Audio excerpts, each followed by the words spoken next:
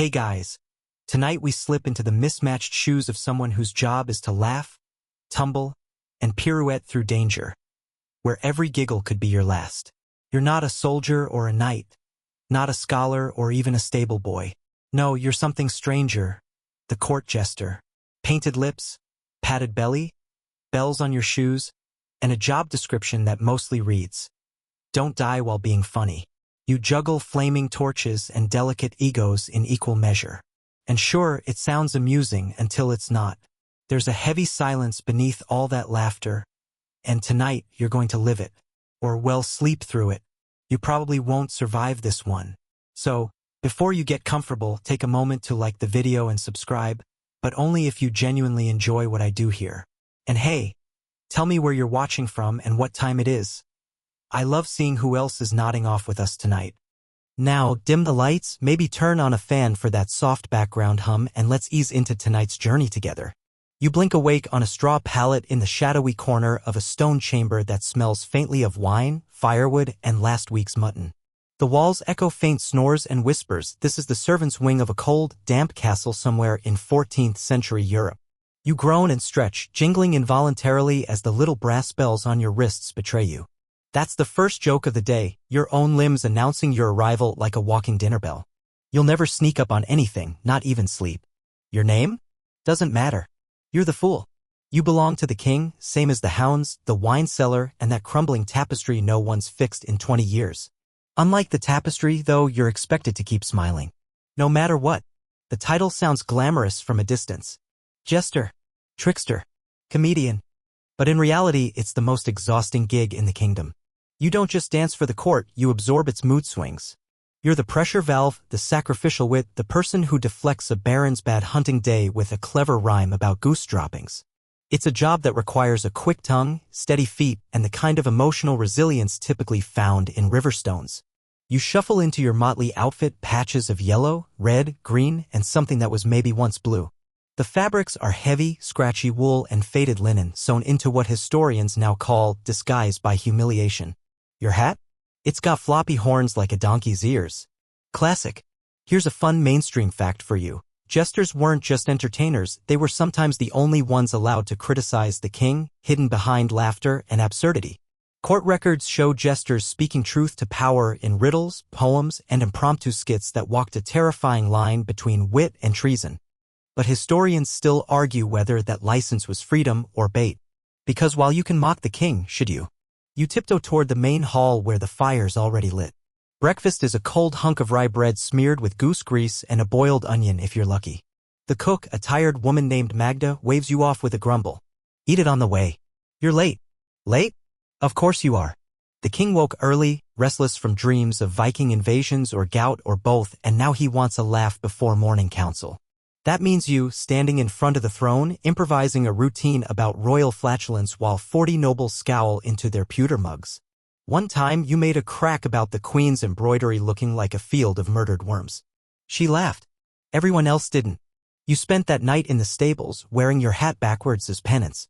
You duck through the archway and enter the great hall, which is always 5 degrees colder than the rest of the castle. Stone sucks up warmth like a tax collector sucks up coin. The king lounges beneath a faded tapestry of St. George skewering a dragon symbolism much and gestures lazily for you to begin. Your heart's already racing. Not from fear, but the need to read the room. Are they in a sarcastic mood? Do they want a riddle? A dance? Or should you just pretend to be a chicken again? That's always a crowd pleaser. Sadly, you decide on the riddle route, what has a face but no eyes, hands but no thumbs, and always runs, unlike your majesty's guards. Laughter. Thank heaven. It's weak, but it counts. Here's your quirky tidbit.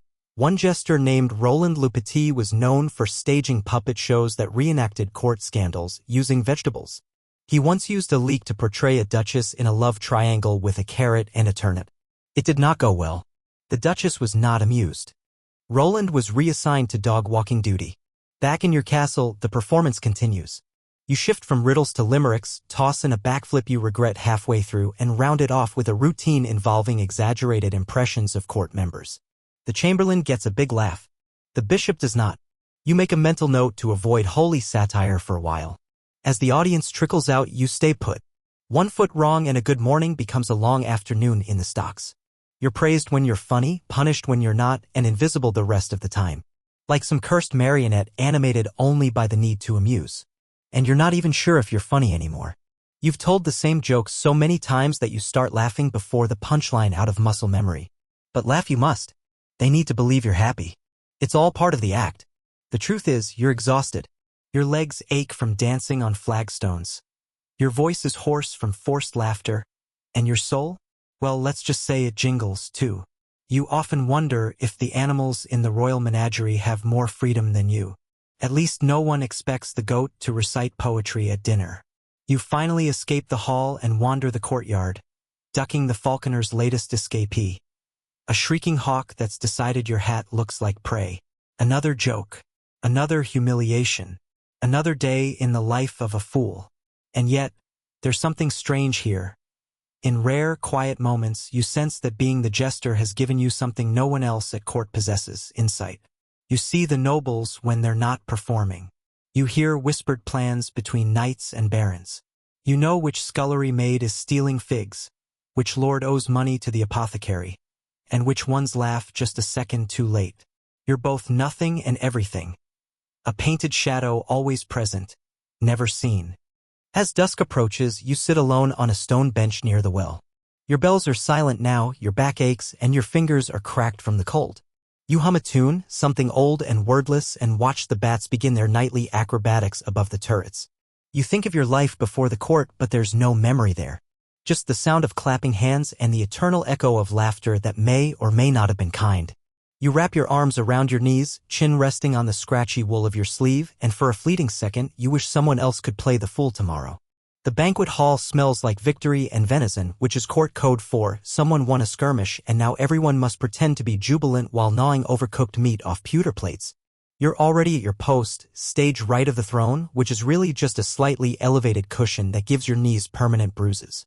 You haven't eaten today unless you count the corner of a stale oatcake you found in your hat lining. But you still bow low when the trumpets sound. The guests begin pouring in, lords, ladies, various knights who smell faintly of saddle and sweat. You know most of them by name. Some, unfortunately, you know by the way they snort at your punchlines like offended hogs. The meal begins with an announcement from the steward. You can't hear half of it, too busy wiggling your toes in tight shoes and praying you're not about to be asked to impersonate a goose again. Then comes the moment everyone dreads, the jester's opening routine. Tonight's material? Thin. You riff on the bishop's growing bald patch, make a pun about the roasted boar that somehow includes 3 references to chamber pots, and finish with a short jig that makes your bells jangle like a malfunctioning clock. It's not your best work. Somewhere near the back, someone coughs loudly. You pretend it's a laugh. Classic technique. Your performance wraps, and you retreat to the corner by the fire, only half listening as the king loudly recounts a story of how he once bested a Danish prince in arm wrestling. You're not invited to eat. Not yet. If the king's mood dips, you might be summoned again to do your signature pigeon walk impression.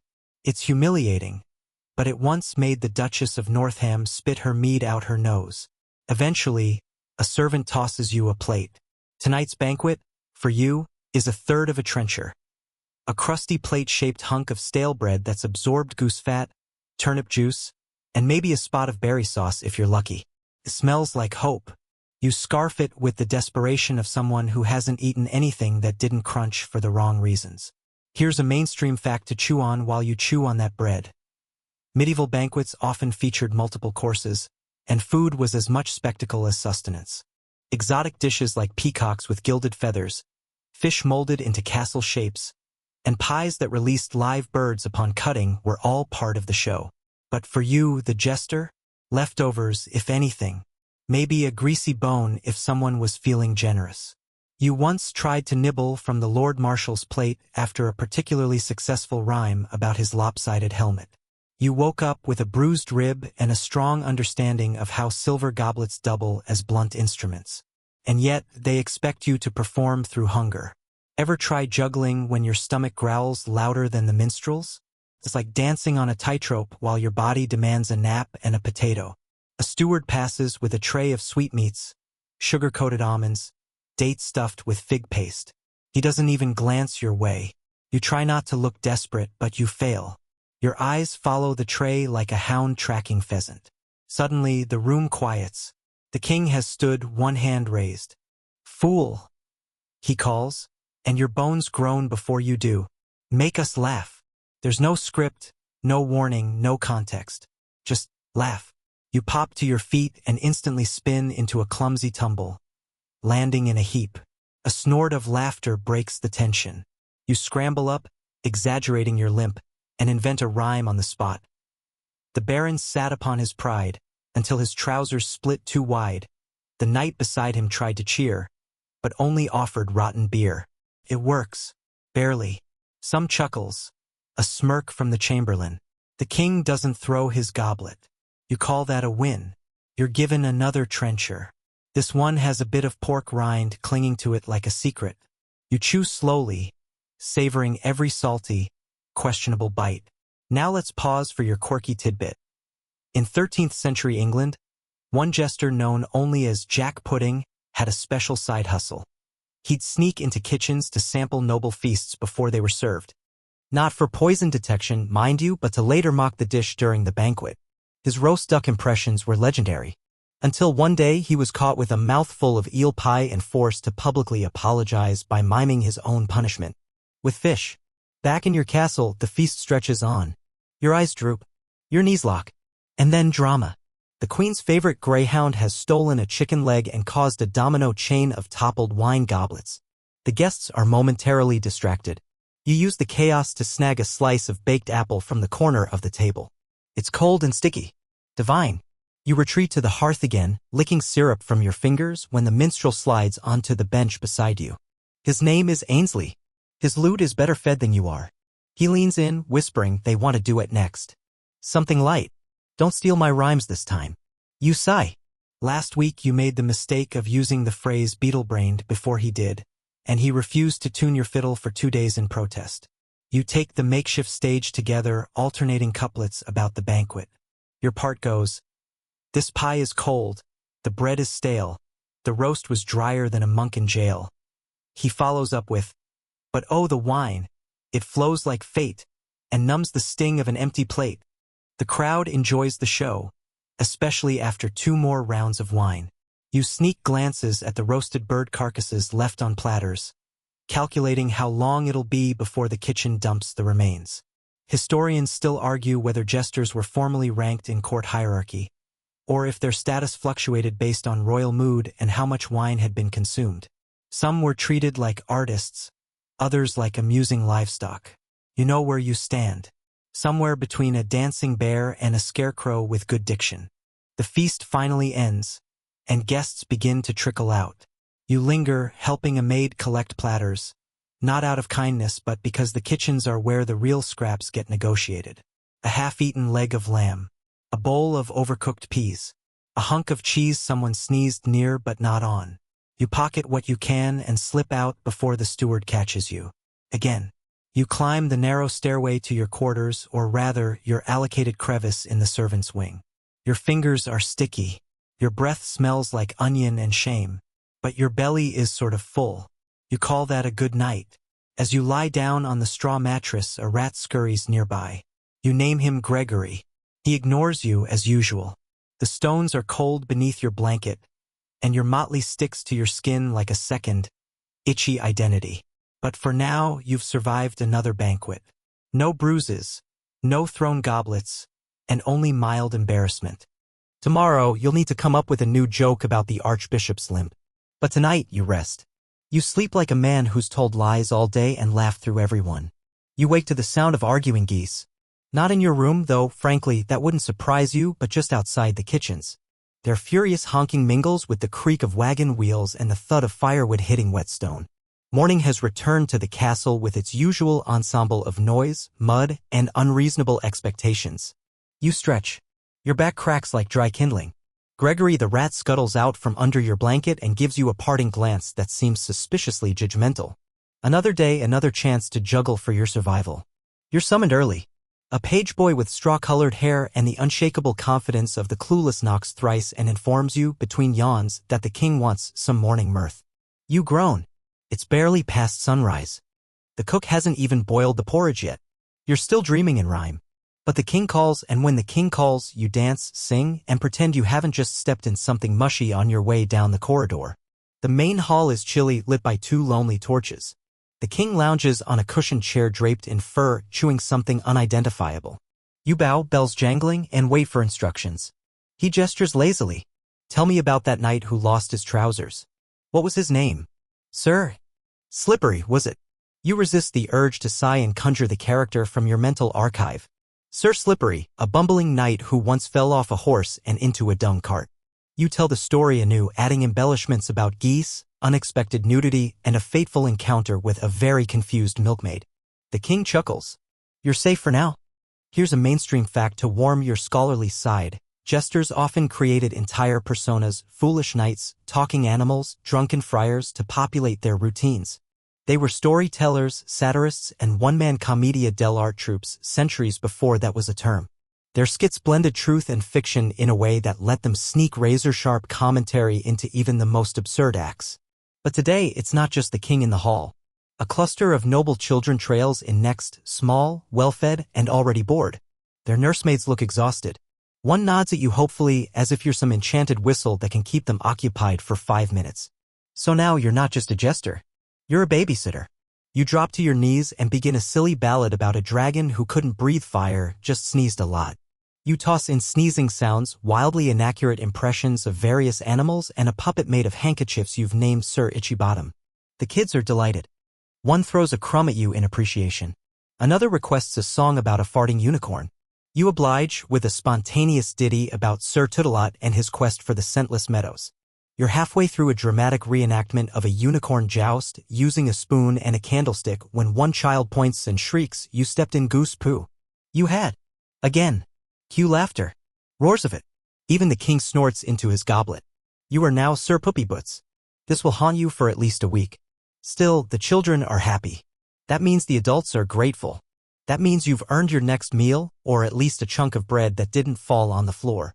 Now for today's quirky tidbit. One famed jester in the court of Catherine de' Medici reportedly taught parrots to insult guests in 5 different languages. It was said the birds could mimic the snide tone of the courtier they were mocking. One noble was so offended he challenged the parrot to a duel. It ended badly for the noble. Back in your castle, the children are led away. You retreat to the kitchens, where Magda hands you a bowl of onion soup with a resigned grunt. It's watery, but warm. You sip it on a bench near the hearth, watching the servants scurry through their morning rituals. Mopping, dusting, hauling. Your job may be foolish, but it's oddly prestigious. You're not a servant. Not quite. You belong to the court, but not to its hierarchy. You float somewhere between mascot and informant. An informant is not a stretch. You overhear things. Constantly. Conversations whispered in corridors. Affairs unfolding through notes and glances. Just last week, you saw Lady Brenna tuck a message into a loaf of bread bound for the hunting lodge. You don't know what it said, but the lodge burned down 2 days later. Historians still argue whether jesters served as spies or confidants, placed by monarchs to observe, report, and defuse. Many believe their proximity to power made them dangerous or indispensable. You just remember who's sleeping with whom, which steward skimmed the wine tax, and which knight drinks from a toddler-sized goblet when he thinks no one's watching. Midday drags on. You're given a moment's peace in the stables, feeding oats to the oldest mule while humming under your breath. It's quiet here. Horses don't care if your punchlines land. The mule lets out a long snort and you respond in kind. 2 fools, content for a moment. Then a horn sounds. An unexpected visitor is arriving. You glance up to see a procession approaching, the herald's banner flapping in the wind, the noble at the center riding a black stallion and wearing a velvet cloak. Guests are always a gamble. Some love jesters. Some think you're vermin in bright clothing. You're summoned before you even finish brushing dust off your knees. The great hall fills again, torches lit, banners unfurled. You're pushed into the center of the room like a sacrificial goat. The guest? Duke Harland, a man with more rings than fingers and a face that looks perpetually unimpressed. He squints at you. "Do something amusing," he says. "And don't rhyme bottom with sodden. It's been done." You panic. That's half your material. So you pivot. A quick impression of the steward's pompous strut, followed by a sketch involving a wig, 2 turnips, and an imaginary duel with a cabbage. Silence. Then, thankfully, a chuckle. The Duchess smirks. The king laughs. The room breathes again. Later that night, you're rewarded with a heel of spiced bread and a hot cider. You sit outside the servant's door, sipping slowly, your breath curling in the chill air. You think back to the first time you performed. You were barely 12. You'd made the local reeve laugh with a joke about his goose-like gait. Instead of being beaten, you were given a crust of pie and a job. That was the beginning of this life, bells, bruises, and borrowed dignity. You finish your cider. The stars are out. Somewhere, and all hoots. You wonder if it's mocking you. Probably. You pull your patchwork cloak tighter and curl up against the stone wall just out of reach of the wind. Sir Puppyboots sleeps again. You wake to snow. Not just a dusting, full-blown, silent, drifting flakes blanketing the courtyard like the gods finally decided the castle needed a bath. It's cold enough that your breath steams in tiny clouds and your toes, still encased in damp felt slippers, may never forgive you. Snow complicates everything. Horses refuse to move. Servants slip on stone steps. The cook's mood drops to sub-zero. And you? You get frostbite and humiliation. The first order of business is clearing the path for the bishop's surprise visit. No one expected him. Apparently he felt the Holy Spirit whispering something about checking on the king's spiritual health, or maybe he just wanted to sample the royal plum pudding.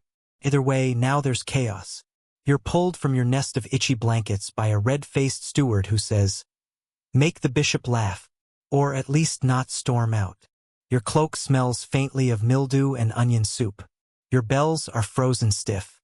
You stumble into the hall just as the bishop is brushing snow off his robes and sneezing into a square of linen so fine it could buy a peasant's cottage. He does not look amused. You begin with a harmless joke about a monk and a mule walking into a tavern. The bishop raises an eyebrow. You follow it with a pantomime of trying to bless a chicken. A few servants snort. His lips twitch. Not a full smile, but you're close. Then, in a moment of divine inspiration or reckless desperation, you kneel, cross yourself dramatically, and say, "Forgive me, your grace, but I am hopelessly in love with your hat." Pause. A beat. The hall waits. He laughs. Loudly. Success. And you didn't even have to juggle flaming candles this time. Here's your mainstream historical fact. In many medieval courts, the jester held a precarious role when it came to clergy. It was one thing to mock nobles, but mocking the church? Risky. Some jesters thrived on poking at hypocrisy with clever wordplay. Others learned that a misplaced joke about saints could land them in a cell, or worse, the stocks. After the bishop retires to his warm chamber and wine, you escape to the courtyard. Snow keeps falling, gentler now, covering the world in muffled silence. You try to enjoy it, really you do. But your shoes are soaked and you've been tasked with entertaining the castle children again. Snow or no snow, they're tireless, giggling monsters. So you become the snow fool. You wrap yourself in blankets, tie a feather duster to your hat, and proclaim yourself the winter warden, protector of cold toes and hot porridge. The kids squeal with delight as you make snow angels with dramatic flair and stage a mock duel with an icicle sword. The youngest girl, Edith, insists you build a snow beast. "With horns," she demands. You oblige, sculpting a lumpy snow creature with berry eyes, a carrot fong, and a hat stolen from the scullery maid. It's terrible. The children name it Dame Frosticles. You're not sure whether to be proud or insulted. Here comes your quirky tidbit. In some parts of Scandinavia, jesters were known to double as snow whisperers during winter festivals, offering comic predictions of when the thaw would come or inventing mock rituals to summon spring. One was said to bury a fake king made of sausages every January, claiming it would guarantee an early harvest. Back in your English castle, no sausage kings appear, just snow, more snow, and the sudden announcement of a feast. Again. Why? Because the bishop declared it a spiritually fortifying afternoon. Translation: he wanted roast goose. So now it's another banquet and you've barely dried off from being turned into a snowman. You slap together a few winter-themed rhymes like, "The bishop's boots are finely made, but filled with snow, they've now decayed. The goose, it flies from plate to gut, while I'm left cold and dressed like, what?" The line gets cut off by a cough from the steward. You know better than to rhyme gut with buttocks in front of the clergy, even if you were going to pronounce it buttocks. Still, the room titters. You're rewarded with a roasted chestnut. Just one. You pop it into your mouth like it's a gem. Historians still argue whether jesters were truly free in their speech or simply tolerated up to a point. Some accounts suggest jesters had a license to mock that extended to royalty and clergy alike. Others believe that license was purely myth, a comforting story told by people who'd never actually stood in front of a cold-eyed bishop while wearing 3 bells and no pants. By the time the feast winds down, the snow outside has turned slushy. You change out of your sopping clothes and slip into something equally ridiculous, your indoor motley, which has slightly fewer patches and slightly more dignity. But there's no rest. The queen wants a quiet evening of storytelling in her chamber. You're called again, this time to sit by the fire and spin a tale for her and 2 ladies-in-waiting. Something gentle, she says, and preferably not involving bodily functions. You rack your brain and settle on the legend of the candle fox, a creature that lures travelers with glowing eyes and polite conversation only to reveal it's made entirely of wax and prone to melting. You add a moral about vanity, and the queen smiles softly. She dismisses the others and asks you, almost shyly, to sing. You weren't expecting that. Your voice is decent, better when you're drunk, but passable now. You choose a lullaby your mother used to sing, one about harvest moons and dreaming wheat fields. The queen hums along. You leave the room with something rare. A sense that, for once, your words did more than amuse, they comforted. You pass the hall again and find a line of snow angels trampled into oblivion. Dame Frosticles is decapitated. The scullery maid's hat lies abandoned in a slush puddle. You smile anyway. As you crawl back into bed, pulling your ragged blanket over your head, you realize this day. Frozen boots, bishop's laughter, wax foxes and all, wasn't the worst. In fact, it was not awful. And for you, that's as close to victory as it gets. You wake up to a slap. Not a literal one, though that wouldn't be new, but the metaphorical sting of reality. Today is performance day. Not your usual parade of pratfalls for nobles and their snot-nosed heirs. No, today is the feast. The grand midwinter celebration. A once-a-year affair with 4 boars, 5 minstrels, 17 flagons of wine, and 0 tolerance for mediocrity. And you're the headline act. You lie still for a moment, contemplating the ways this could end. Applause, thrown chicken bones, imprisonment, or a hasty retreat into the woods wearing only your motley. All options remain equally plausible. Your first task? Costuming. You dig through your belongings, a glorified pile of fabric scraps and broken props, until you find the gold-trimmed tunic. It's ridiculous, loud, and makes you look like a cursed jigsaw puzzle. Perfect. The bells on your sleeves jingle of their own accord, clearly overeager. The kitchens are already a battlefield. Steam, curses, and the scent of singed garlic fill the air. A cook screams, "Not that duck, the fancy duck." As you sneak a crust from a cooling pie, someone slaps your hand. Worth it. The steward finds you halfway through an unsolicited carrot and says, "You're to open the feast with a parable." You blink. A parable? Since when are you the chaplain? He frowns. It's to be a clever one, with an animal, and a moral. So now you're a fable factory. Fine. You pace the hallway, muttering to yourself and dodging errant geese, until inspiration strikes. The ferret and the falcon. You debut it just as the nobles are settling into their overstuffed chairs. The firelight flickers, casting long shadows on the stone walls. Your audience hushes. You begin. Once, a ferret with ambition met a falcon with boredom. You spin the tale of class envy and misguided imitation. The ferret tries to fly. The falcon tries to burrow. Both end up disgraced and slightly injured. Moral? Do not borrow feathers if you've got fur. A beat. Then chuckles. Then blessedly applause. Mainstream fact for you, medieval jesters didn't just perform slapstick. Many were expected to deliver fables, moral lessons, and allegories often layered with satire that nobles might not catch until much later, if at all. This blend of wisdom and wit was a hallmark of court fools across Europe. As the feast unfolds, so does the chaos. A troubadour gets his lute string caught in a turkey. A lady faints from the smell of tripe. The wine steward trips and takes 2 goblets down with him. Amid it all, you drift from table to table, exchanging barbs and jokes, gauging the mood like a weather vane in motley. Then comes the surprise duel. It always happens. Too much wine, too much pride, and suddenly 2 knights are fencing with table knives over a misheard insult involving someone's aunt. You scramble to mediate, first with a humorous toast, then with an impromptu song about chivalry and bad eyesight. It works. Sort of. They switch to wrestling. The crowd roars. You're pelted with a roasted parsnip in solidarity. You bow theatrically and pretend it's a bouquet. As the night deepens, the performances escalate. A fire eater nearly ignites a tapestry. A dancing bear relieves itself in front of the bishop. The bishop looks mildly impressed. Quirky tidbit time: during the reign of Henry VIII, jesters occasionally competed at court feasts, battling in joke-offs or mock duels for the best insult. Some jesters carried fools' badges to show their rank, and a few even had official titles like Lord of Misrule, a real position that oversaw seasonal mischief during festivals. Tonight, you are the Lord of Misrule. You lead a conga line of monks, minstrels, and a very confused pig through the banquet hall. You challenge the High Treasurer to a staring contest.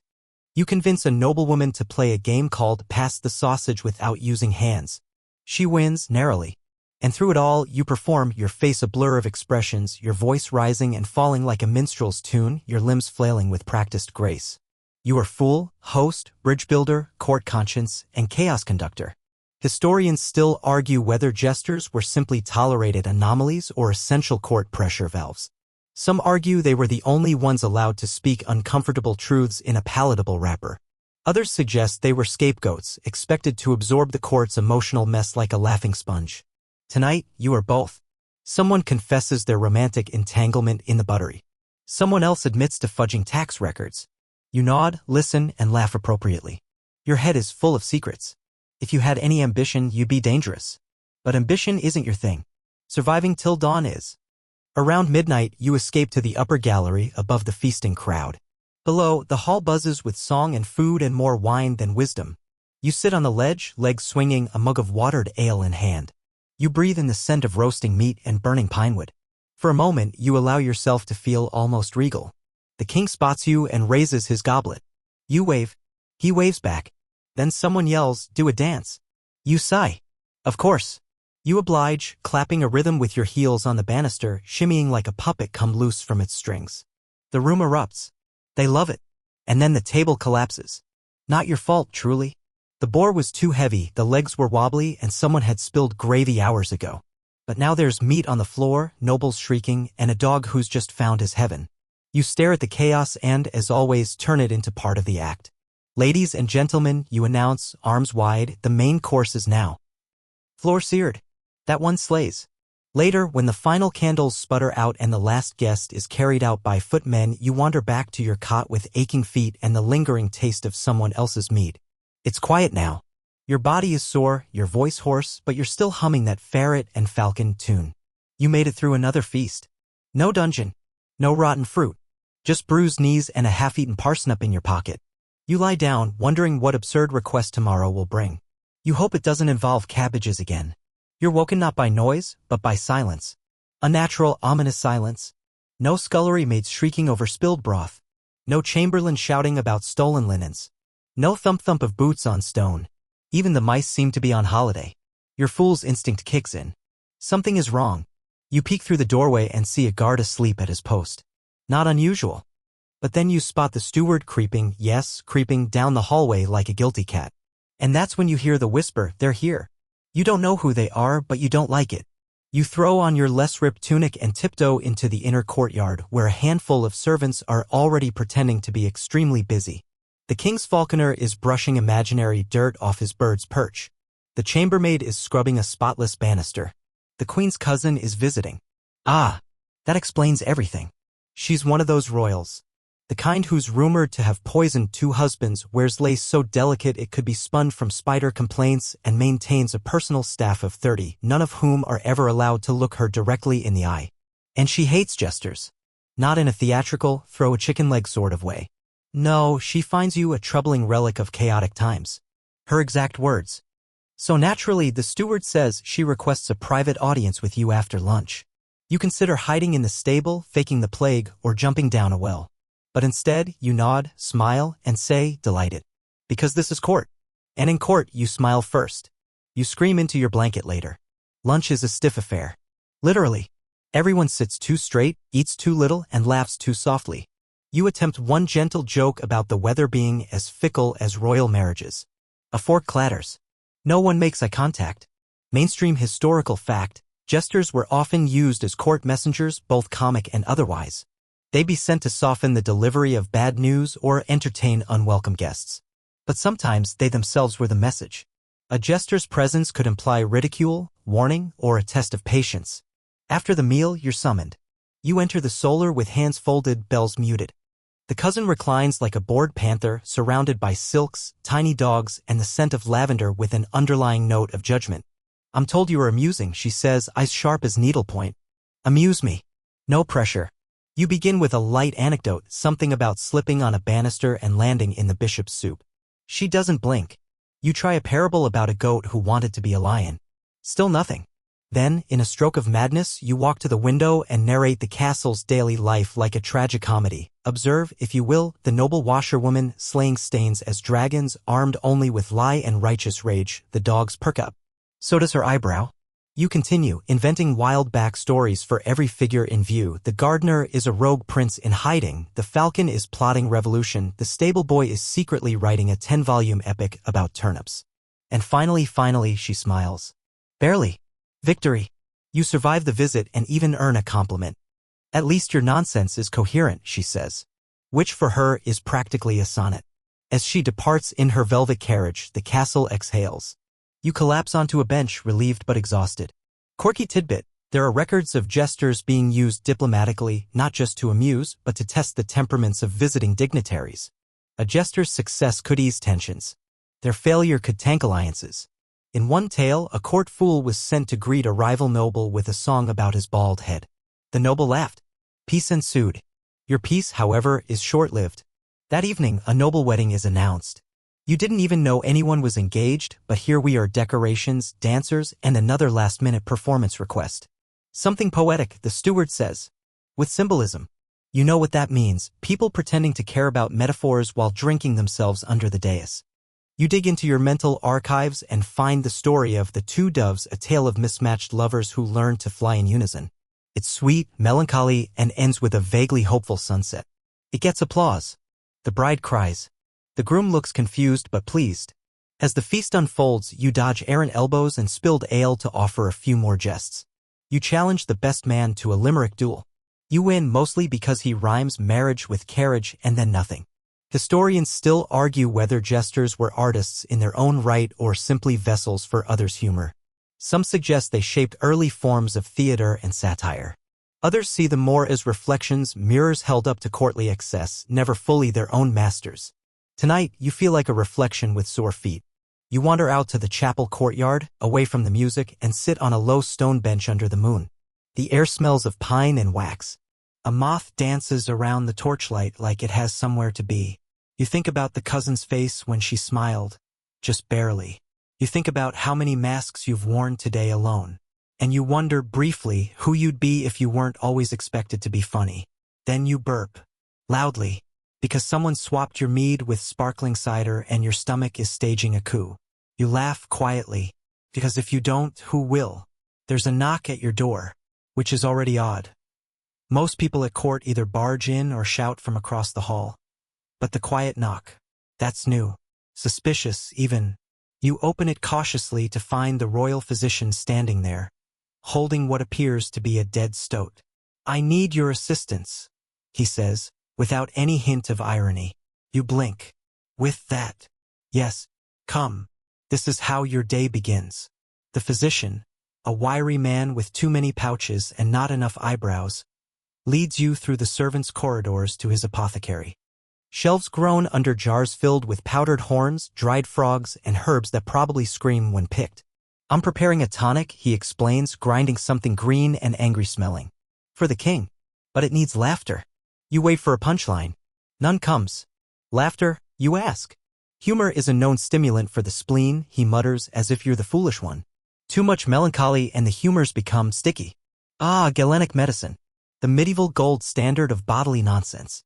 According to the esteemed Hippocratic tradition, your entire health depends on balancing black bile, yellow bile, phlegm, and blood like a soup no one should ever eat. Mainstream historical fact, court physicians genuinely believed emotions and humors were linked.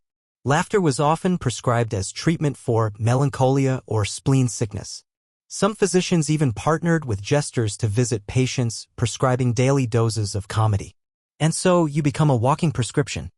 You're paraded into the king's chamber mid-morning, told to do your best material. No pressure, just a frail monarch whose health now depends on your punchlines. You start with a gentle story, something about a monk who tries to teach a goose to read. It's mildly sacrilegious, slightly absurd, and ends with the goose becoming abbot. The king snorts. Progress. Then you switch to mimicry. The court is full of characters, and your impressions, exaggerated walks, exaggerated lisps, exaggerated egos, are close enough to be funny and far enough not to get you hanged. Hopefully. The king laughs twice, coughs once, and falls asleep smiling. A success by medieval standards. You're thanked with a loaf of sweetbread and a half-promise of further assignments. Your stomach grumbles. You eat the bread on your way back through the herb-scented halls. Later that day, you're summoned again, but this time by the bishop. He's hosting a theological symposium. And he wants you to entertain the clergy. Oh good. You arrive at the chapel where 6 monks and 3 very serious friars sit stiffly in a semicircle, sipping wine and looking like they'd rather be anywhere else. Keep it clean, the bishop says sternly. And don't mock St. Jerome again. You hadn't meant to the first time. You just said he probably needed glasses when he mistook a lion for a dog. Apparently that's heresy. So you go with a safe routine, a morality play parody. You play greed, lust, and gluttony all at once, switching hats, voices, and belly sizes with alarming speed. You give gluttony a breadstick sword. The friars wheeze with laughter. Even the bishop chuckles, then covers it with a cough. Quirky tidbit, in certain monasteries, licensed fools were used not just for entertainment, but for moral reflection. They'd mock the vices of monks in comic form, a kind of sanctioned roasting designed to keep egos in check. As you wrap up your ecclesiastical one-man show, you hear murmurs of approval. One friar even offers you a gift, a homemade candle shaped like a turnip. You treasure it deeply for 15 minutes until it melts in your pocket. The day should end there. But it never does. Evening brings a surprise. One of the queen's ladies-in-waiting has lost a bet. Her forfeit? She must play the fool for dinner. Which means you must train her. You find her in the sewing chamber, glaring at a motley tunic like it's plotting treason. I will not wear bells, she declares. Then you'll be a very quiet fool, you reply. You teach her the basics, how to trip artfully, how to rhyme poorly, how to cross your eyes without going blind. She's a fast learner, sharp-tongued, and surprisingly agile. At dinner, she performs a clumsy parody of the steward that has the entire table roaring. You feel a strange flicker of pride and mild concern for your job security. Historians still argue whether such amateur jesting was a form of harmless court play or a subtle means of shifting power. When nobles played the fool, were they mocking you or themselves? Was it satire, or just a safer way to express rebellion? You suspect it's both. After the feast, you walk alone through the gallery. The stained glass windows reflect moonlight across the floor like broken jewels. Your reflection walks beside you, bells faintly jingling, candlelight flickering on your painted face. You feel useful, but also invisible. They laugh today. Some genuinely, some politely. The king might sleep easier. The friars might lighten up. And the lady-in-waiting might think differently about what it means to entertain. But who laughs for you? You pause at the end of the hall and look out over the courtyard, where snow has begun to fall, light, drifting flakes like confetti for no one in particular. You hum a tune. Something slow and old. A lullaby you don't remember learning. And for a moment, the castle is quiet again. But this time it feels almost peaceful. You wake to someone shouting your name.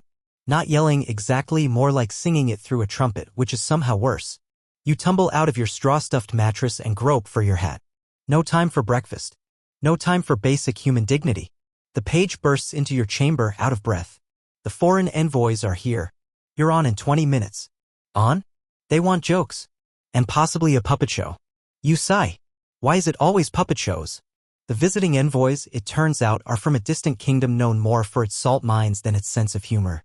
They've brought furs, silver, and the kind of suspiciously polite tension that makes the entire court twitchy. Enter, you. Your job is to soften them. Jesters were often the social lubricant of the medieval world, poking fun, disarming tension, and distracting from the fact that half the people in the room wanted to stab the other half. Mainstream historical fact, jesters were sometimes deliberately used as buffer entertainment during tense political negotiations. Their humor was a distraction, yes, but also a test. If an envoy laughed, it meant they were open to conversation. If not, well, back to jousting and bribery. You grab your glove puppets, 2 moth-eaten animals and 1 sock with a painted face, and head to the grand hall. The envoys sit in heavy cloaks, unmoving, their expressions locked in serious diplomacy mode. You launch into a story about a pig who runs for mayor and ends up banning bacon. It's absurd. It's mildly offensive. But the youngest envoy snorts into his wine. That's your in. From there, it's a balancing act, jokes just short of insulting, satire just shy of treason, and enough slapstick to keep the atmosphere light. The court holds its breath. You make a duck puppet recite poetry. The oldest envoy chuckles. And just like that, the mood shifts. You're dismissed with a nod from the steward. A sign that, for now, swords will stay sheathed and contracts might be signed. You retreat to the kitchens for a reward. Leftover meat pies and a warm stool near the oven. As you chew, the cook, a woman who once told off the bishop for putting his hands on her yeast, leans over and whispers, "They're going to test you tomorrow." You blink. "Test me how?" "With riddles," she says. "The king's bored again." A riddle day. It happens occasionally, when the monarch gets restless or nostalgic for his schooling years. Riddles, logic games, trick questions. And if you fail, public humiliation. Or worse, public silence. You spend the evening in the library, hunched over ancient scrolls and bad lighting, trying to remember which animal walks on 4 legs in the morning and why that matters. The librarian gives you a suspicious look but doesn't ask questions. Quirky tidbit: medieval courts often held riddle tournaments as entertainment, with jesters either hosting or competing. Some riddles were borrowed from earlier traditions, Anglo-Saxon, Arabic, even Greek, while others were utterly nonsensical. One documented riddle reads, "What has no legs but can outrun a knight?" The answer? Gossip. The next morning, the throne room becomes a game board. Nobles gather, placing bets. You stand at the center, hat askew, heart pounding. The king leans forward. What has keys but opens no doors? You grin. Easy. A lute. Applause. Next, I speak without a mouth and hear without ears. I have no body, but I come alive with wind. You pause, then smile. An echo. The courtiers murmur approval. Then, the twist: what dances when no music plays and shouts without voice and steals your name in the night? You blink. That's not a riddle. That's a curse. The room falls silent. Historians still argue whether riddles were purely games or held mystical or symbolic value. Some suggest they were veiled commentary code for courtly scandals. Others think they were simply a way to flex intellectual muscle in a time when literacy was rare and cleverness even rarer. You think fast. A dream, you answer finally. Or a nightmare. The king smiles. Close enough? You're allowed to keep your dignity. For now. After the riddle spectacle, you're stopped by the queen. She has a personal request. My sister's boy is turning 7, she says. Could you enchant him? You raise an eyebrow. With tricks or trauma? Preferably tricks. So you prepare a small show. Nothing flashy, just a few sleight-of-hand stunts, a pretend disappearing act, which involves ducking behind a curtain and crawling out the other side, and a talking chicken puppet named Reginald. The boy is delighted. You teach him a joke about chickens and chamber pots. His nursemaid is not delighted. But the queen? She laughs. A real, honest laugh. And for a moment, you feel like something other than a tool. You feel like joy. The rest of the day passes in a blur of small performances, one for the servants in the laundry yard, one for a visiting noblewoman with a grudge against geese, and one, impromptu, for the blacksmith's baby. Who doesn't understand your routine but claps anyway? You end the evening on the ramparts, watching the moon rise over the misty hills. The bells on your hat are still. Your voice is hoarse. Your brain is a soup of riddles and punchlines and sock puppets. You should sleep. But you think of that riddle. The one about the thing that steals your name. And you wonder, as the wind picks up, what name would you have if you weren't always the fool? You dream of falling bells. Not falling off, just gently tumbling from the sky like snow made of tin and tinkle. Each time one hits the ground, it echoes with laughter, yours, the king's, someone else's from long ago. The air smells like rosemary and candle wax. You wake up sideways. Your straw mattress has developed a new lump, possibly a raccoon. You make a mental note to evict it later, with diplomacy if possible. There's no time to stretch. No time to wonder why your dreams are full of weird symbolism. Because today is a feast day. Again. You've stopped counting how many feast days there are in the medieval calendar, but you suspect it's most of them. Mainstream historical fact: medieval courts celebrated everything. Saints' days, royal birthdays, military victories, treaties, weddings, eclipses, good weather. Any excuse for roasted peacock and too much wine. And every feast needs a jester. You dress quickly. Today's motley is slightly singed from your last fire juggling attempt, but you patch it with a handkerchief and call it rustic. You arrive in the hall just as servants are laying out the trenchers. Stale slabs of bread that double as plates. The air already reeks of spices and tension. Nobles preen in jewel-toned finery. Musicians tune instruments with the same seriousness as surgeons. Your cue is simple. Once the first platter of meat hits the table, you make your entrance. So you do. Sliding down the staircase banister with theatrical flair, landing in a bow that nearly throws out your back, and launching immediately into a merry song about a goose who becomes a bishop. Yes, again. It's a crowd favorite now. The courtiers laugh, some politely, some genuinely. The drunkest among them throws a pheasant leg at you in applause. You catch it in your hat and return it with a flourish. The hall roars. And just like that, the feast is off to a golden start. You spend the next 2 hours weaving through the crowd like an errant breeze. You imitate the steward's nasal voice, juggle apples, and invent a rhyme on the spot about a knight who mistakes a hedgehog for a witch. Then comes the surprise, the fire eater is late. You're tapped to fill the gap. You stall for time by improvising a play with 2 meat pies and a boiled egg. Somehow it works. The pie voices argue about tax reform. The egg claims divine right. The nobles howl. Even the usually stone-faced duke wipes a tear. Quirky tidbit. Jesters often performed table comedy, impromptu skits using whatever was on hand. Bread puppets, sausage props, and even turnip marionettes weren't unheard of. One fool once staged an entire love triangle using cheese, a spoon, and a stuffed weasel. Eventually, the fire eater arrives, breathes flame across the hall, and nearly sets the tapestry of St. George ablaze. You pretend to faint. The crowd loves it. But the merriment doesn't last. You're summoned quietly by the spymaster. He looks like someone made a man out of damp leather and suspicion. His face is all creases.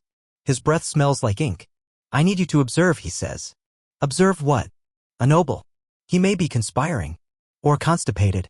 Hard to say. You are, it turns out, to be a walking surveillance device. Jesters were uniquely positioned to hear things others couldn't. You could drift from clique to clique, slipping past class boundaries and conversational filters. People spoke more freely around someone they didn't take seriously. Historians still argue whether jesters served formal intelligence roles. Some believe they simply stumbled across secrets. Others think the savvier ones were absolutely used as tools of political espionage, watching, listening, reporting in riddles. So you begin Operation Gossip. You float near the noble in question, a tall man with sharp shoes and a suspiciously cheerful laugh. You eavesdrop under the guise of rehearsing a limerick. He talks about falcons, fences, and foreign taxes. Then he casually mentions the accident with a knowing glance. You follow him to the wine cask where he chats with a merchant about grain tariffs and someone named the Red Lady. You pretend to trip and fall into their table. It's a distraction. You swipe a small note from his sleeve in the process. The spymaster later reads it, frowns, and mutters something about coded threats and shoe sizes. You ask if you're getting a raise. He pretends not to hear. Evening brings a quieter kind of performance, a private audience with the princess who's recovering from a fever and bored out of her royal mind. You're instructed to keep her smiling. No pressure. You bring a bundle of carved puppets and a goose feather duster. She's propped up on cushions, pale but bright-eyed. You act out a tale about a knight who forgets his sword and must battle with a spoon. She giggles. You give her the spoon. She knights you with it. You pretend to die dramatically. She insists on reviving you with invisible potions. For an hour, you both inhabit a world where spoons are swords and pillows are dragons. It's one of your better shows. As you pack up, the princess says softly, "Do you ever get tired of smiling?" You pause. Only when no one else is. She nods like she understands. You leave quietly. That night, you sneak into the kitchens again. Not for food, but for company. The cook is there, kneading dough like it owes her money. She tells you about a time when the Duke tried to roast a swan himself and nearly burned his eyebrows off. You trade stories. You tell her about the noble who talked in his sleep, the lady who mistook a hedgehog for a demon, the time you accidentally juggled a frog. She laughs. A real one. And as the bread rises in the warmth of the hearth, so does something in you. A sense of belonging. Not to the court, but maybe to this. The quiet corners. The strange jobs. The moments between moments. You head to bed just before sunrise, smelling of flour and firelight. And for once, you sleep without dreaming of falling bells. You're woken by a rat chewing on your bootlace. Honestly, you're impressed by its ambition. The lace is mostly decorative and entirely unappetizing, but it seems to be chewing with purpose. You name it Sir Gnaw Salad and shoo it gently toward the corner. Today, you're summoned not to the grand hall or the princess's room or the kitchens, but somewhere, stranger, the chapel. It's a rare request. The court chaplain, Father Bertram, is an old man with an alarming squint and a voice like someone gargling beeswax. He doesn't laugh much. Or at all, really. But this morning, he wants you to assist with a sermon. You squint back at him. A sermon? For the children, he explains. A morality play. With puppets. They learn better when the devil is funny. Right? You dig out your sock puppets, Reginald the chicken, the Duke of Sausages, and that unfortunate frog from last week, and make your way to the chapel. Mainstream historical fact, morality plays were common in the medieval world, especially in religious settings. Often performed by traveling players, these short, didactic dramas taught Christian virtues through personified characters like greed, lust, and despair. Sometimes jesters were conscripted to help, especially if the audience needed extra enthusiasm. Your show opens with greed stealing loaves of bread, then tripping on pride's robe and landing in a pit of snail sloth, an actual snail puppet you glued googly eyes onto. The children are delighted. Father Bertram frowns, but only once. You end with the devil slipping on a banana peel and being forgiven by a carrot named Grace. The chapel applauds. You get a half-smile from the chaplain. Achievement unlocked. But as you exit, you notice the steward waiting for you. His posture is stiff. That's never good. Her Majesty wants you to entertain the visiting bishop, he says. You stop in your tracks. The one who hates dancing? And music. And jokes. And possibly air. Wonderful. The bishop is waiting in the solar, robed in black, perched like a thundercloud in human form. He watches you enter with the expression of someone bracing for indigestion. You bow, deeply, then deeper until your hat falls off. He doesn't react. You begin carefully. A small story about a monk who accidentally blesses a chicken instead of the wine. No laugh. Not even a sniff. You up the ante. A juggling routine with holy relic replicas. Blessed apple, plastic cross, mildly heretical candle. Still nothing. Then, desperation. You recite the litany of the Holy Goose. A satirical hymn you invented last month. Performed entirely in squawks and solemn honks. Silence. Then, a single chuckle. Short, sharp, surprised. Victory. Quirky tidbit. Some jesters specialized in ecclesiastical comedy, poking fun at overly pious figures or parodying liturgical rituals. They walked a fine line between humor and heresy and occasionally stepped right off the edge into real trouble. One jester was famously excommunicated for a joke about St. Cuthbert's sandals. You are not excommunicated. Yet, the bishop waves you off with a twitch of his eyebrow. The steward hands you a fig tart as a reward. You eat it in the hallway while sitting under a tapestry of the Last Judgment. It feels symbolic. Then someone yells, "Jester? To the stables!" You sigh and finish the tart in 2 bites. Turns out one of the royal horses refuses to be shod. The blacksmith is frustrated. The steward is frustrated. The horse, named Pudding, is deeply, profoundly unbothered. Your job? Convince Pudding that standing still is hilarious. So you sing. You sing a ridiculous song about a dancing horse and a romantic turnip. You dance. You juggle horseshoes. You let Pudding sniff your hat. Somehow this works. The horse calms. The hoof is shod. The blacksmith calls you a miracle worker. You bow. By late afternoon, you're dragged to the kitchens again, but this time for a birthday party. For the steward's cat. Her name is Matilda. She wears a tiny crown. You're not even surprised anymore. You put on a full show featuring dancing spoons, cat-themed limericks, and a brief moment where you pretend to be a mouse escaping the clutches of royal feline justice. Matilda swats at your hat once and falls asleep. Everyone cheers. And then it rains. A sudden summer torrent. Cold and sharp and loud. You find yourself standing in the courtyard, soaked to the skin, juggling onions for a few kitchen lads who are sheltering under an awning. They're howling with laughter. You slip and land flat on your back, hat askew, onions flying. Still, you grin. Because here's the secret they never tell you about being the fool, you're the only one allowed to fall. Everyone else, lords, ladies, bishops, knights, they have to stay upright. Dignified. Controlled. But you? You fall. You fail. You flail. And they laugh. And somehow they feel safer because of it. Historians still argue whether jesters were elevated or humiliated by their role. Were they trusted confidants or tolerated distractions? Were they given license to mock power, or were they just another tool used by it? Maybe both. You rise, soaking wet, and take a bow to the empty sky. Lightning flashes. Somewhere in the distance, someone probably just blamed you for it. You find your way to the stables again and dry off beside Pudding, who seems unimpressed. You hum her a tune. She sneezes on you. You consider it a blessing. That night, as you lay in bed, bells silent, straw itchy, you replay the day in your head. The chapel. The bishop. The horse. The cat. You've played for all of them. Served all of them. And still, you wonder who you were when the jokes stop. But that's tomorrow's problem. Tonight, you sleep. And you dream not of bells or falling or riddles, but of Matilda wearing a tiny crown, riding Pudding into battle against a legion of turnips. It's the funniest dream you've had in weeks. You awaken to the sound of arguing geese. Loud, indignant, wing-flapping geese, somewhere just outside your tiny chamber window, locked in what sounds like a violent political debate. You blink at the ceiling and decide you're not paid enough for this. Except, of course, you're not paid at all. You're paid in leftover pies, patchy wool socks, and the occasional nod of royal approval. Which, yes, is technically priceless, but also doesn't buy you new boots. Today, you have no formal summons. That's rare. You stretch luxuriously, elbowing your wall in the process, and sigh. A free day. Or so you think. 10 minutes later, a page boy knocks frantically on your door. The Queen Mother is here. You sit up so fast your spine protests. Not a queen. The Queen Mother. A visiting royal matriarch with the presence of a thunderstorm and the opinions of a particularly fussy owl. She wants a show to soothe her nerves after the carriage ride. Apparently, you are more soothing than lavender or wine.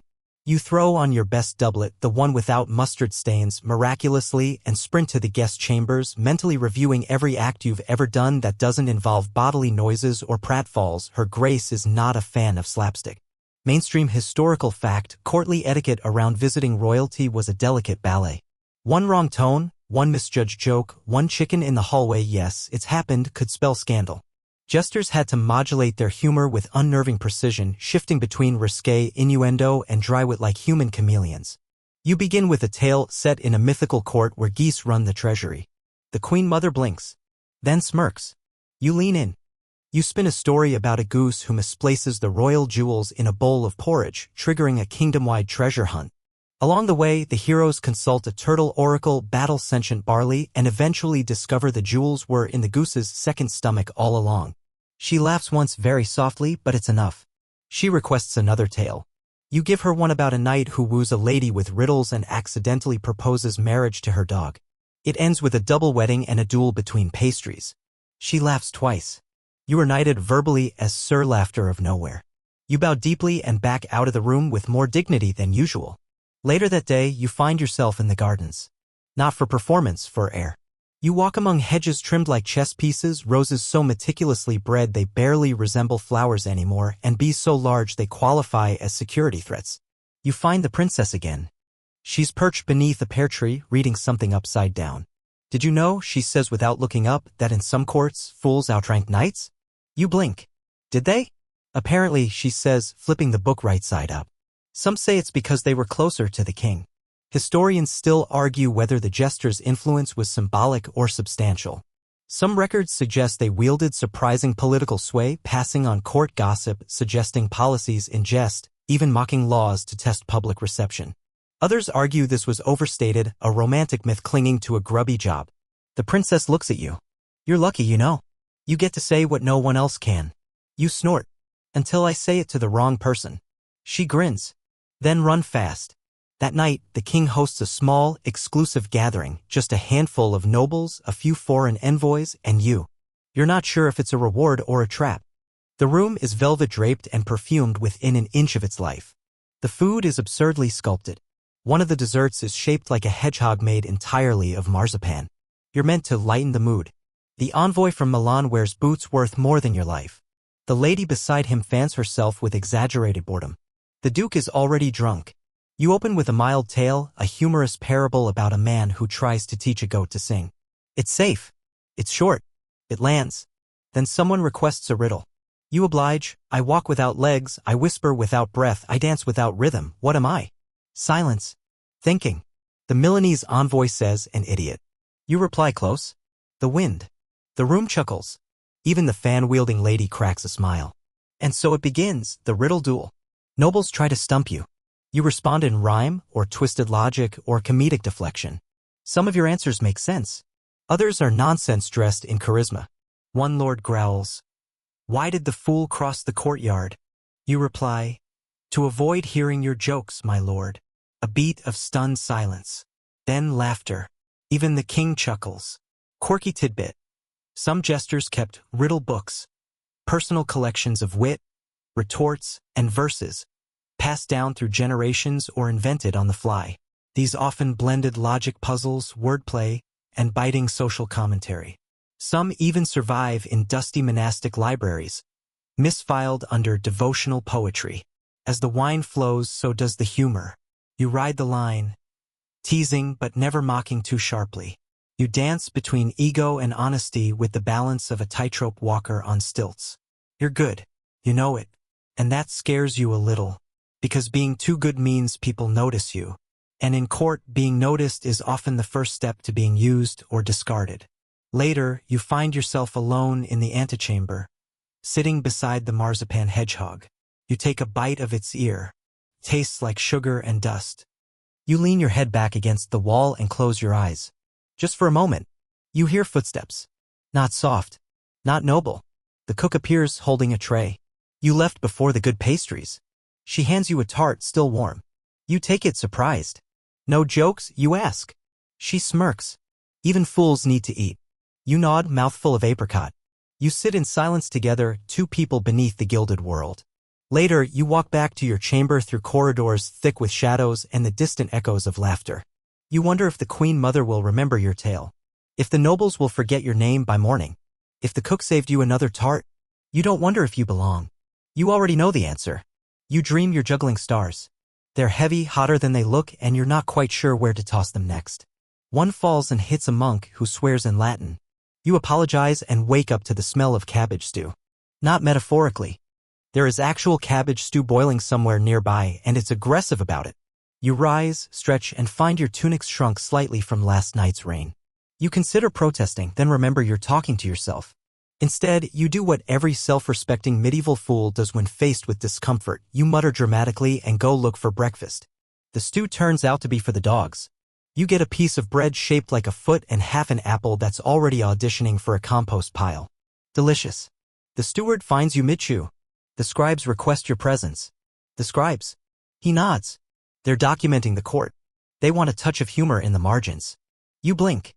Like, literal margins? Literal.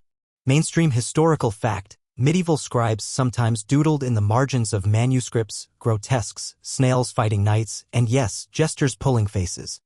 These images, known as marginalia, often had no clear connection to the main text and were sometimes playful rebellions by overworked monks. You make your way to the scriptorium, a dim room filled with ink-stained robes and quills that resemble hedgehog spines. The chief scribe greets you with all the enthusiasm of a damp turnip. "We need 3 humorous scenes," he says, not looking up. "For the chronicle of this year's court." You pitch a few ideas, a noble chasing his own wig during a windstorm. The king's falcon wearing spectacles. A goose giving legal advice. They accept the last one. You pose for reference, holding a feather quill in your mouth like a beak. One of the younger scribes sketches you so well that you almost feel famous. Almost. You leave smelling like parchment and success. By noon, the weather turns. Not to rain, but to something worse, the plague of itinerant poets. A troupe arrives unannounced. All wearing robes dyed too enthusiastically and shouting verses at trees. The court is unimpressed. But etiquette demands hospitality. And performance. You're summoned again. "Join them," says the steward. "Make their rhymes more tolerable."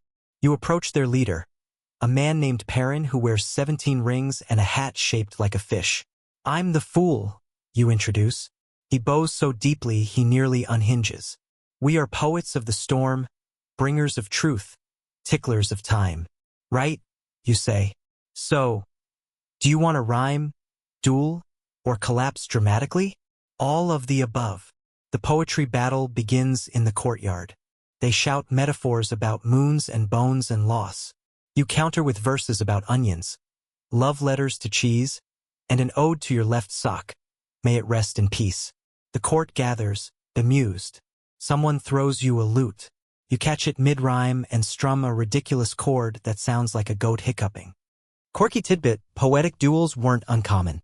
In some courts, jesters and minstrels competed in flighting, an early form of verbal sparring involving insults, wit, and rhythm.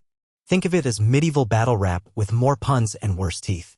By the end of it, Perrin dramatically dies in your arms after your final verse about a fish who falls in love with a lantern. He whispers, "You have bested me with absurdity," and collapses on a decorative hedge. You're handed a plum tart as your prize.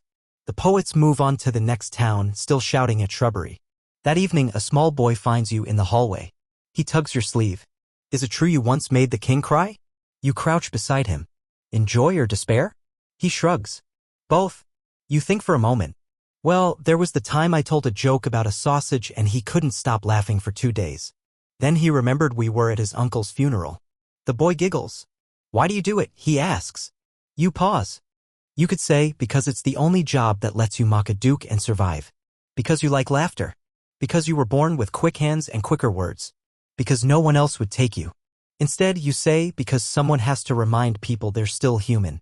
The boy nods solemnly as if you've just handed him a sword and a destiny. He runs off, probably to poke someone important.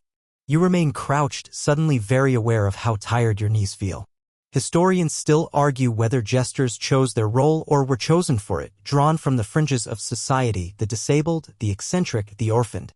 Some were born into it, others stumbled into court one day and never left.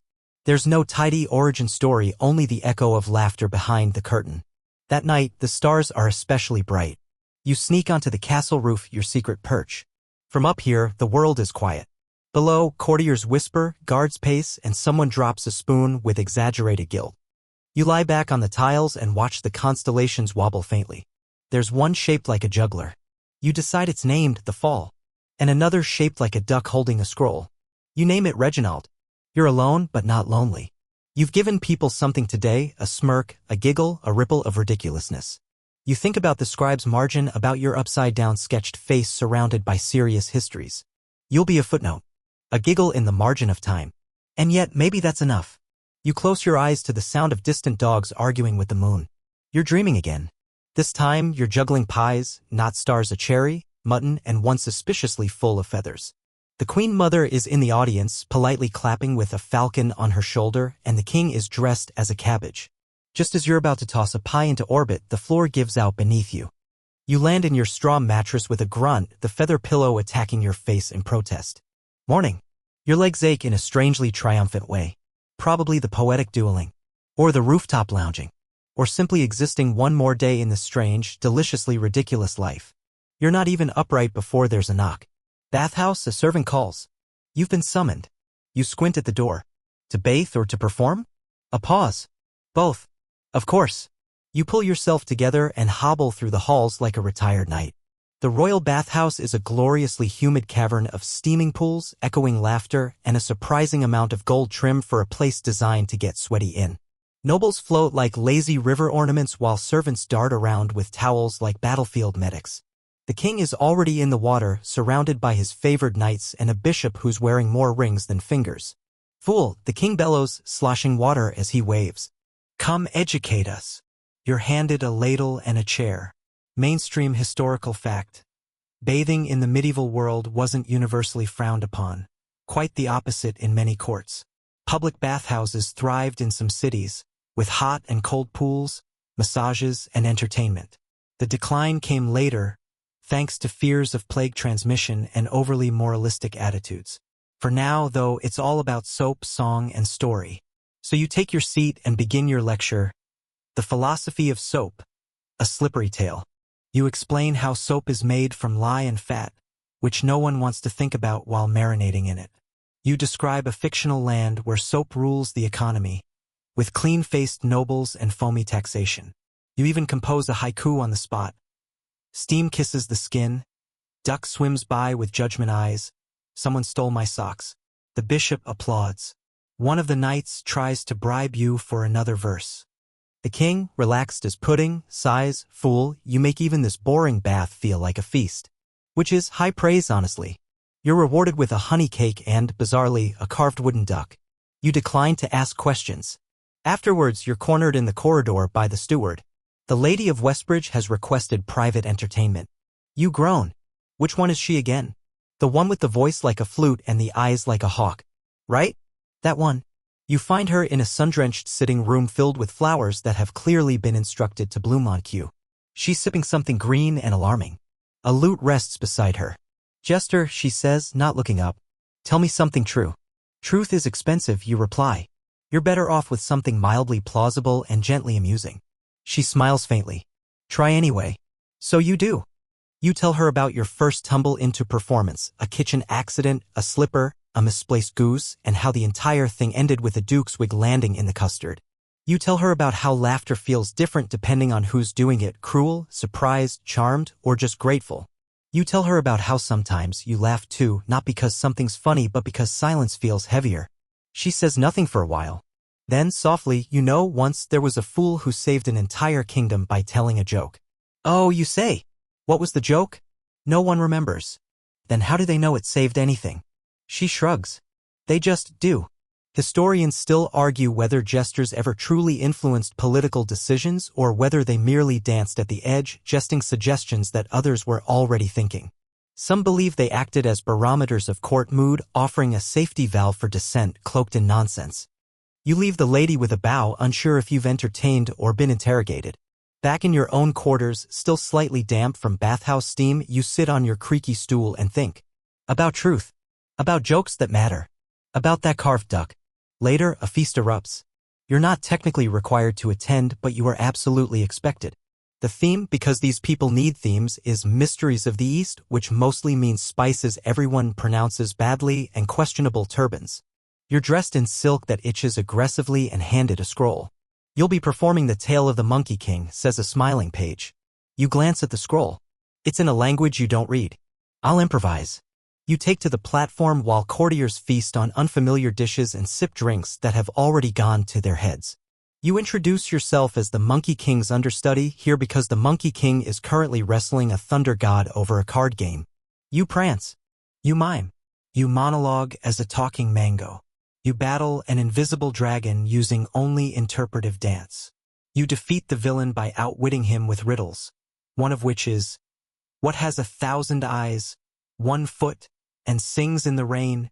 The answer is a choir of sentient umbrellas, which makes no sense, but the crowd loves it. By the end, the hall is roaring. The king wipes a tear. Fool, you may not be from the east, but you are a mystery all your own. You reply, and your majesty is a man of many layers, like a particularly stubborn onion. He laughs so hard he almost falls off his throne. Quirky tidbit. In some royal households, jesters were borrowed or traded between courts, like exotic pets or novelty gifts. A particularly good fool might find themselves shipped abroad, expected to charm foreign nobles while pretending not to understand the local language, an act that could easily turn into accidental diplomacy or international insult. As the feast winds down, you find yourself beside the fire, finally still. A dog curls up beside you, unbothered by your jingles. The Lady of Westbridge drifts past, murmuring, good performance, Monkey King. You nod, half asleep. You think about all the personas you've worn today, philosopher of soap, bard of bathhouses, speaker of truths, voice of mangoes. And beneath them all, just a person trying to make others laugh so they don't cry. You watch the flames flicker in the hearth, thinking maybe, just maybe, that's not such a foolish thing after all. You wake up with a loaf of bread in your hand. You don't remember acquiring it, which is always an ominous start. It's hard, slightly gnawed, and nestled under your pillow like a carb-based guardian angel. You take a bite. Stale. Still, food is food. You stretch, crack a few joints you didn't know you had, and try to remember what day it is. No luck. But you do remember what today feels like. A day when something's going to fall from the rafters. Hopefully not a duke. A knock at the door. Your presence is required for court business, says a muffled voice. Serious business. You sigh, wiping crumbs from your face. Serious business is the worst kind of business. You're led not to the throne room, but to a small, tense chamber that smells of ink, dust, and suppressed arguments. Around the table sit a dozen nobles, all with furrowed brows and fingers drumming too fast. You're the only one wearing bells. Ah, the fool. says a duke with eyebrows like frightened moths. We need your clarity. You pause. You want me to clarify things? Yes, it's a land dispute between two lords. Emotions are flammable. You glance around, and you think a man who once juggled eels to settle a tax debate is the solution? Apparently, yes. Mainstream historical fact, jesters were sometimes present at council meetings not as decision-makers but as tension breakers. A well-timed quip could defuse noble tempers better than a guard with a sword. Some courts even referred to fools as licensed truth-tellers allowed to speak what others could not. So you take a seat, cross your legs, and listen. Lord Alric claims the river moved during the last storm, putting the barley field inside his border. Lord Oswin insists the river hasn't budged, and Alric simply hired cartographers with suspiciously wobbly compasses. You raise a hand. Suppose we just ask the river? They blink. You continue, take both lords. Put them in a boat. If it floats into the barley, the gods have chosen. If it sinks, they'll have to try again in the afterlife. Or at least dry off. The room goes silent.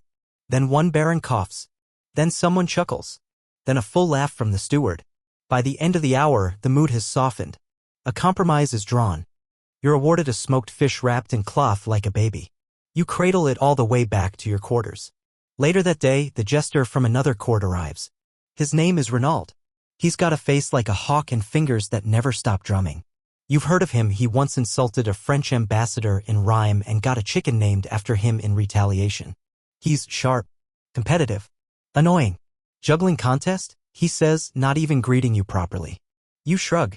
Loser cleans the stables? Deal. You meet in the main hall, a small crowd already whispering. The king arrives, delighted.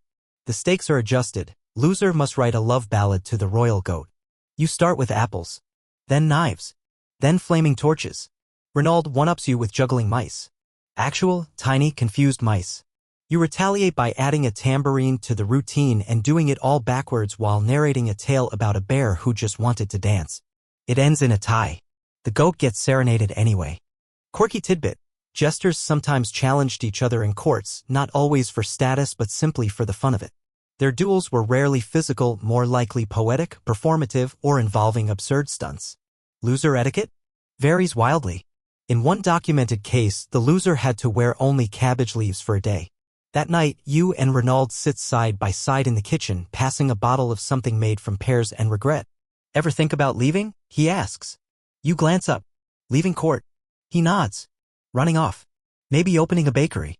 One that tells jokes. You laugh. A pun-based pastry shop? Exactly. Tart of darkness. The bun also rises. You offer, croissant me if you can. He wheezes. Then silence. He breaks it again. Sometimes I feel like I'm just noise. Like I'm only invited to mock the madness, not escape it. You nod. Historians still argue whether jesters had genuine freedom or were trapped by their own usefulness, allowed to mock, to speak, to laugh, but never to be taken seriously. A fool in the king's ear could say dangerous things, but he was still a fool. Never a threat. Until he was. You lie in your bunk later, watching shadows flicker against the wall. You think of all the faces you've performed for kings, peasants, scribes, poets, goats. You think about whether the laughter you earn is real, and whether it matters if it is. In the morning, you receive a summons from the queen. Not for performance. For conversation. She waits in the garden, surrounded by lavender and bees that know their value. Jester, she says softly, do you think people can change? You hesitate. People do change. Whether they want to or not. She nods. And what about kings? That's harder. But you say, I think kings are just people in bigger chairs. They change slower. And louder. She smiles. Then, thank you. And you realize that maybe this isn't about jokes anymore. Maybe the fool is simply the only person in the palace everyone thinks is safe enough to be honest with. Because you're not a threat. Because you're not a rival. Because you're just the fool. But even a fool notices things. Even a fool remembers where the bodies are buried. Metaphorically, usually. That night, in the great hall, you perform a story about a kingdom ruled by a pig with impeccable manners. You lace it with just enough satire to make the nobles squirm. You end with a bow so deep your bells tap the flagstones. And as you rise, you catch the queen's eye. She's smiling, but watching. You leave the hall to the echo of your own footsteps. It's quieter than usual. But inside your chest, a storm of stories, jokes, and truths that still don't know which is which. You can tell it's going to be one of those days the moment you open your door and a chicken falls out of the rafters. It flutters awkwardly to the ground, glares at you like it's your fault gravity exists, and struts away with all the dignity a rogue poultry can muster. You sigh. Downstairs, the castle is humming with an eerie sort of cheer. Too many servants are smiling. Too many nobles are whispering in corners. Even the guards are standing up straighter as if the air itself has shifted. You grab an apple from the kitchen and bite down hard. Today, says the steward, appearing beside you with uncanny timing, is the king's reckoning. You raise an eyebrow. You mean accounting day? Because I still haven't reimbursed that wine jug I accidentally shattered with a lute. He shakes his head. Not numbers. Judgment. Decisions. Enemies named. Lands redistributed. Exiles proclaimed. You chew thoughtfully. Ah, that kind of reckoning. The steward leans in. He wants you there. You freeze mid-bite. There are only a few reasons a jester gets invited to a day of royal reckoning. None of them end with wine and dancing. The throne room is full. Nobles arranged in carefully calculated proximity to power. Scribes ink-dipped and poised. Guards flanking every door. The king sits high, expression unreadable. The queen sits beside him, posture poised, lips neutral. You're called forward. The king smiles. Fool. Remind us what you said last week about onions. You blink. They have layers like kings. The court chuckles nervously. Exactly, the king says. Layers. Some sweet, some sharp, some that make you weep. He turns to the room. Today, we peel. You glance at the queen. She meets your eyes and gives the tiniest nod. Mainstream historical fact, reckoning days weren't uncommon in royal courts, moments when monarchs asserted dominance by reshuffling their inner circles. Enemies exiled, favorites rewarded. Such days could make or break a career, even a life. And yes, fools were often used as barometers for court loyalty. Their jokes? Tiny daggers testing where power bled. The names begin. First, a treasurer, banished for miscounting funds and likely pocketing them. Then, a baroness, suspected of sedition, though dressed in lace and protest. Then, silence. A scribe reads, "The fool." Your name echoes off the walls. You freeze. The king leans forward. What do we do with a man who knows everything and says it all with a smile? You consider answering, but he continues. We keep him close as the dagger by our side, and twice as sharp. The court laughs. Uneasy, but relieved. You're handed a cup of wine by a servant whose hand trembles just enough to stain your sleeve. The reckoning continues. Quirky tidbit. In certain medieval courts, jesters were intentionally made part of politically charged ceremonies to create plausible deniability. If something controversial was said, it was just a joke.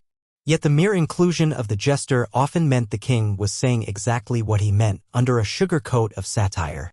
By evening, the castle is quiet. Not just sleepy, but watchful, like a cat pretending it's not interested. You sneak out to the garden, needing air. The queen is already there. She doesn't turn when she speaks. Did you mean what you said about kings changing slowly? You nod. It's not always their fault.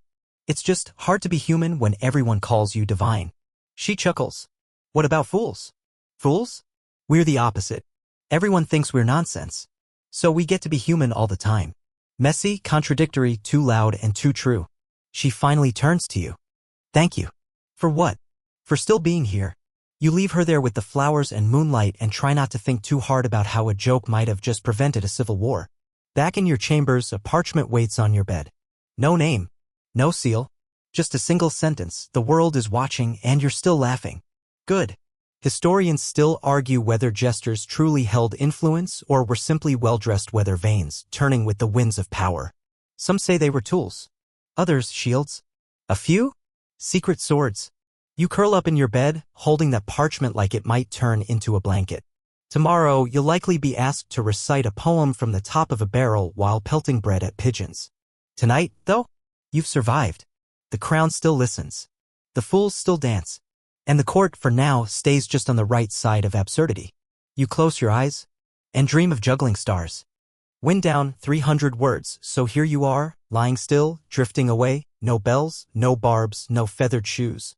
The flickering torchlight of the medieval hall has dimmed, the music has softened to the hush of memory, and the laughter, the true kind, the tired kind, echoes faintly behind you. You did it. You danced through diplomacy. You tumbled through tension. You walked the tightrope between ridicule and reverence, balancing satire like a tray of wine goblets. And all without falling, well, not in any way that mattered.